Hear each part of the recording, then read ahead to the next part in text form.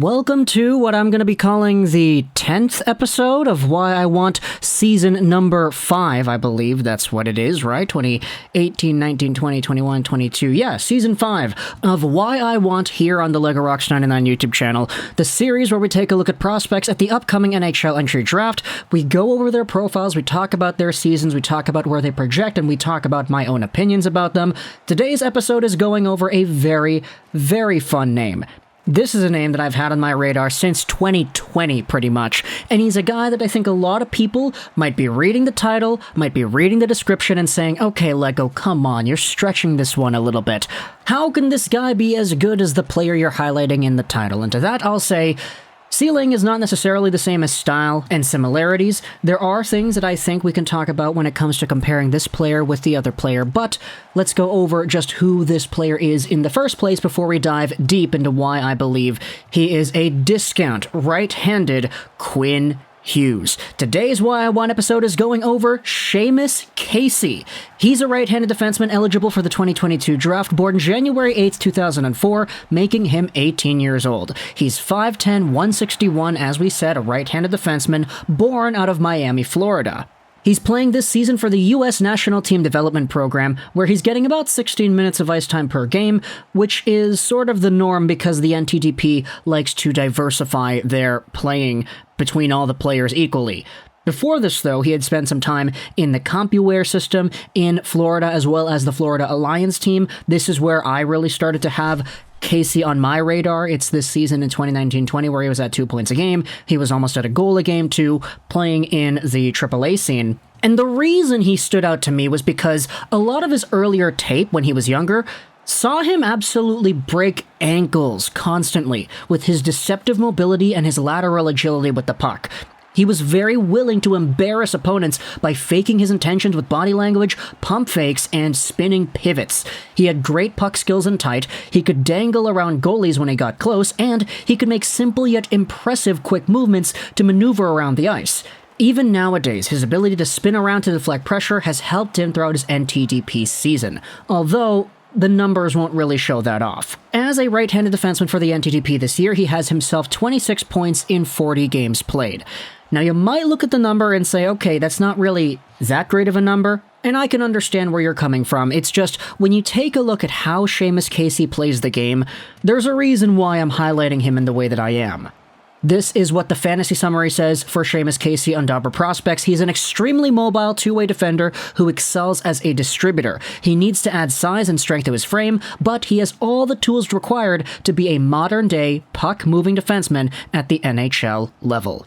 His December 21 report says that he was a stud for the U17 team last year, finishing as their highest-scoring D-man with 36 points in 46 games. He has been equally as productive for the U18 squad so far this year, and has done so without a prominent role in the power play, taking a backseat to Lane Hudson. His skating and puck handling skills have been game-changers with the NTDP so far, and he has shown all the makings of an elite offensive blue liner.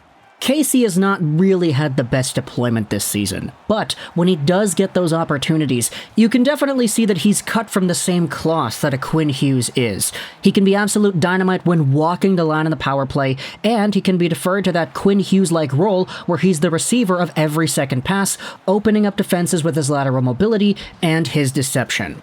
Earlier on in his career, especially playing for the AAA scene, he also would display a good toe drag to shot tendency, which would net him a whole bunch of goals. He was almost a goal a game playing as a 15, 16-year-old in lower levels of play, although he hasn't really exhibited those skills as much as he's gotten older, and he hasn't scored nearly as many goals nowadays either. Once in a while you'll see that changing the angle toe drag wrist shot, but it's something that he hasn't really used all too much too.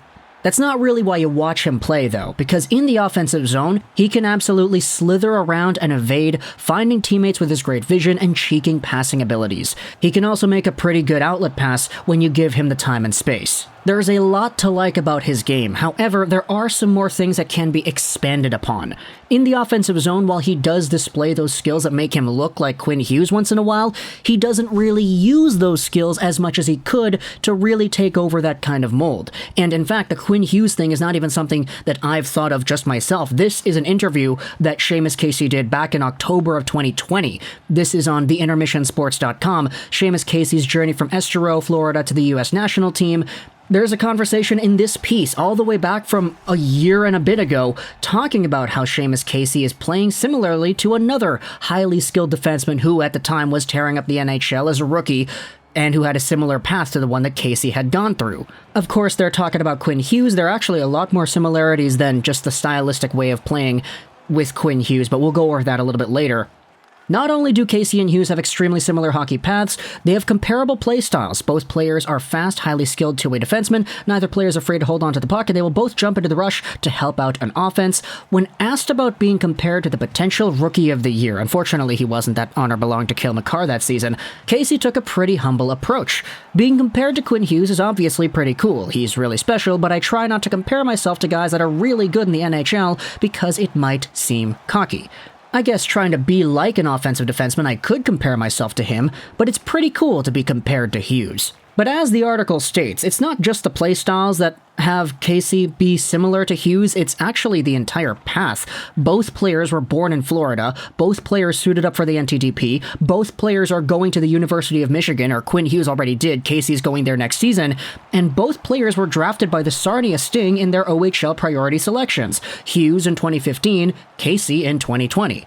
The only difference is Seamus Casey with the NTDP this season has not really been given the same role that Quinn Hughes had when he was on that same team, nor has Seamus Casey really unlocked that gear where Quinn Hughes would just take over shifts, take over games with that skating ability and with that deception. Quinn Hughes was also paramountly special when it came to evading pressure in the defensive zone and escaping pressure too. Seamus Casey needs to work on his consistency in the defensive zone, especially as a smaller player. He's got to be able to tie up opponents with smart positioning and stick play rather than just pure body-to-body contact. He needs to be more consistent with his breakout passes into the neutral zone. Sometimes they're golden and they set up good controlled zone entries, but if he's pressured while making a pass, he sometimes passes it to clogged up teammates. He plays very well defensively, actually, in the offensive zone too. It's always a challenge for opponents to get around him when they have the puck. And on rushes coming back into his own zone, Casey is not afraid to effectively challenge defensive rushes with gap control and aggression, which has served him very well with the NTDP so far. The biggest improvements he's going to have to work on, though, are that 1-2 step as well as that straight line speed. He's got fantastic edge work, his 10-2 skating is very polished, and his puck skills, quick inside-outside dangles to get around guys, act as the glue that allow everything to come together into such a special player profile. It's just defensive consistency as well as being able to unlock that gear in his mind that says, okay, you're Seamus Casey, MF, or you're going to take the puck into the offensive zone and you're going to take over this shift. If you're going to be drafting this guy, you might just need to be willing to tell him, hey, look at Quinn Hughes. Look at what he does in the offensive zone and look at how he dominates shifts. Do that more. Don't be afraid to hold on to the puck just a tad longer to make a better read for a better play in the offensive zone because you're not getting all the ice time.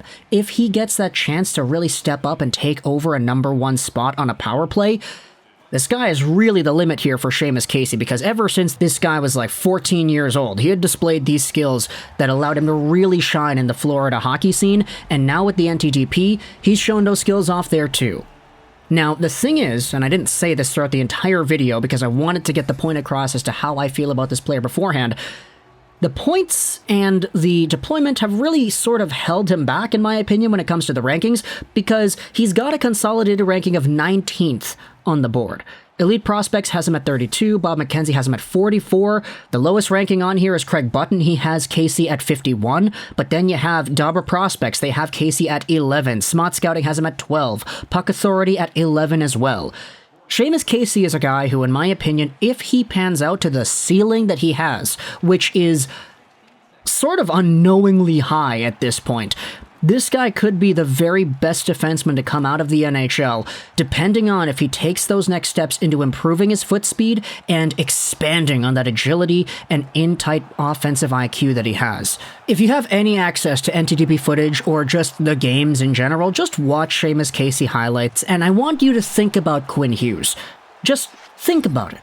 Think about Quinn as you're watching Casey do his thing, and every clip you'll see something where it's like, oh, that was pretty Quinn Hughes-like. Huh.